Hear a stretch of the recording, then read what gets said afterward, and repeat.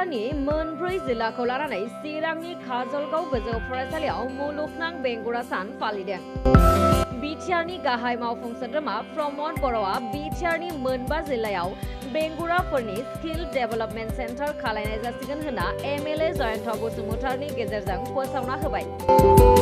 दिनै मुलुगनां बेंगुरा सान। बे बेंगुरा सानखौनो BTRनि बेंगुरा गौथुमा चिरां जिल्लानि काजलगाव गोजौ फरायसालिनि न'ब्लाङाव मोनबा जिल्लाखौ लाना बेंगुरा सानखौ फालियो।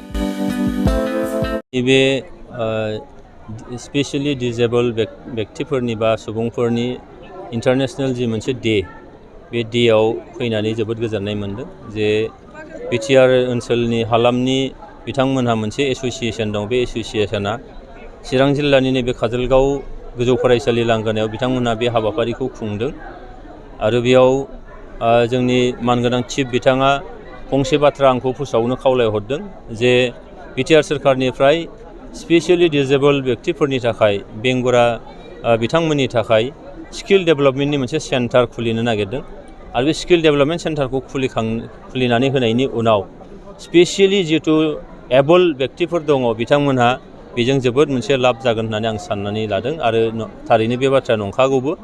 दा बेखौ जोङो थाबैनो BTR सोरखारनिफ्राय गायसनगोन होननानै मानगोनां बिथां चिफ सारा बुंदों आरो दिनैहाय बेयाव माखासेनो हुइल चेयार राननानै होनाय जादों, माखासेनो खोमा जायफोर बेंगा खोनाया बिनि थाखाय हियारिं इम्पेयार्डफोरनो खोनानायनि मोनसे मेचिन राननाय जागोन बेयाव।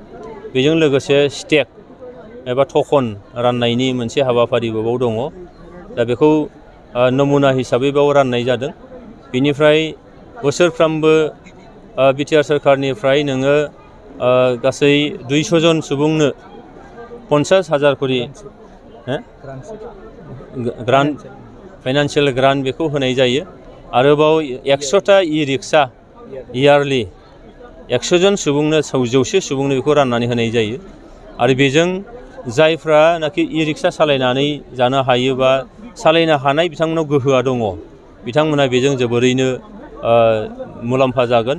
बोसोरसेयाव जुदि बेबायदि 100 जन सुबुंनो जुदि होनो हायोब्ला फैबाय थानाय जोबोद खम समनि गेजेराव जोंनि फिजिकेलि चेलेन्ज बा स्पेशली एबल व्यक्तिफोराबो गाव गावनि जिउखौ मोजाङैनो दैदेनलांनो हागोन आरो बै स्किल ट्रेनिं सेन्टारा जुदि जाबावोब्ला बेजोंबो आरोबाव माखासे मानसिया सोरखारि सुबिदाल' नंला गावनो गाव माखासे सुजुग सुबिदाफोरखौ बिथांमोना लानो हागोन होननानै आंहा फोथायनाय दं।